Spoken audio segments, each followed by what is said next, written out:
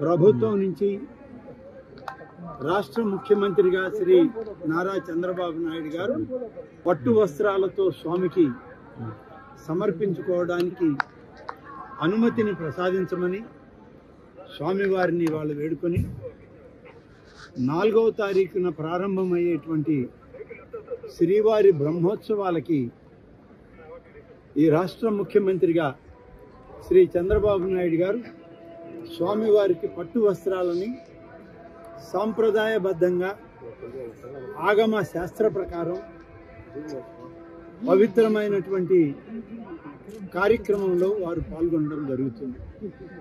4వ తారీఖు నుంచి 12వ తారీఖు వరకు జరిగేటువంటి ఈ బ్రహ్మోత్సవాల్లో లక్షలాదిగా వచ్చేటువంటి భక్తులకి అన్ని సౌకర్యాలతో పాటు దేవదేవుని యొక్క దర్శన భాగ్యం, ఆయన ఆశీస్సులు అందరికీ కలిగే విధంగా ఆంధ్రప్రదేశ్ రాష్ట్రంలో ఉన్నటువంటి ప్రతి ఒక్కరికి సుఖ సంతోషాలని, సౌఖ్యాన్ని ప్రతి కుటుంబంలో ఉండే విధంగా దీవించమని వారిని ప్రార్థించుకొని ఇవాళ ఈ యొక్క బ్రహ్మోత్సవాల కార్యక్రమాన్ని ప్రత్యక్షంగా అధికారులతో సమీక్షించి జరుగుతున్నటువంటి ఏర్పాట్లని మరింతగా ఏమైనా చేయవలసినవి ఉన్నాయా అని చెప్పి ఈ రాష్ట్ర దేవాదాయ శాఖ మంత్రిగా పరిశీలనకు రావడం, స్వామివారి దర్శనం, అధికారులతో సమీక్ష పూర్తయింది.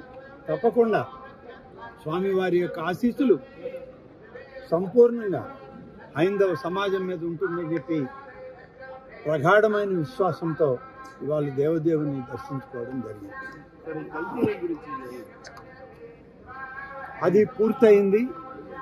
ఇవాళ మళ్ళీ దాని గురించి ఆలోచన చేయాల్సినంత అవసరం కూడా లేదు. తప్పిదం ఎక్కడ జరిగినా తప్పిదమే.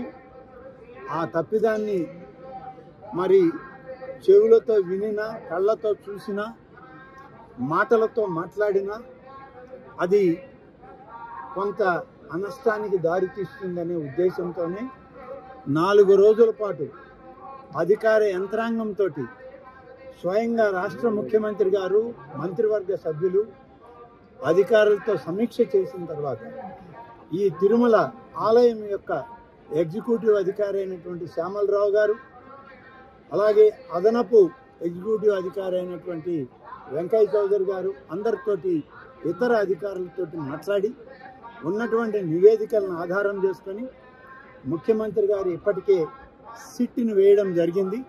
దాని కార్యక్రమం అది ఇంకా ముందుకు సాగుతుంది. ఎక్కడ ఏమి జరిగింది అనేటువంటి విషయం ఆ నివేదికలన్నీ బయటపడతాయి.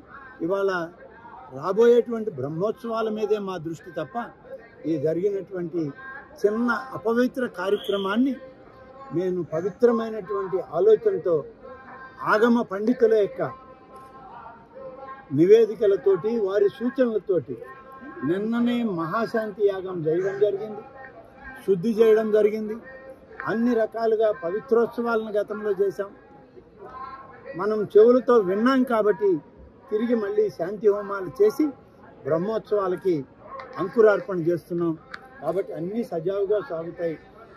స్వామివారి యొక్క అన్నప్రసాదం దగ్గర నుంచి లడ్డు ప్రసాదాలు, ఇతర స్వామివారికి నైవేద్యంగా ఇచ్చేటువంటి అన్ని ప్రసాదాలు కూడా ఏ గ్రేడ్ క్వాలిటీలోనే ప్రసాదాలు ఉండాలి.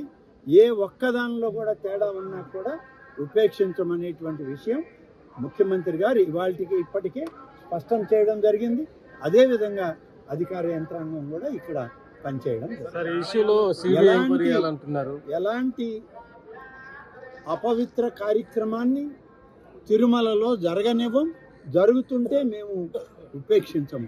ప్రభుత్వం ఆధీనంలో ఉన్న సిట్తోనే చేస్తున్నారు. సిబిఐ ఎంక్వైరీ కానీ సిట్టింగ్ చేస్తే విచారణ చేయాలంటున్నారు. దీని మీద ఈ వివరాలన్నీ దీనికి సంబంధించినవి మళ్ళీ ఇంకొక సందర్భంలో ఇంకొక దగ్గర మాట్లాడతాం. కానీ ఇంత మించి వేరే విషయాలు తిరుమల క్షేత్రంలో స్వామివారి ముందు మనం మాట్లాడడం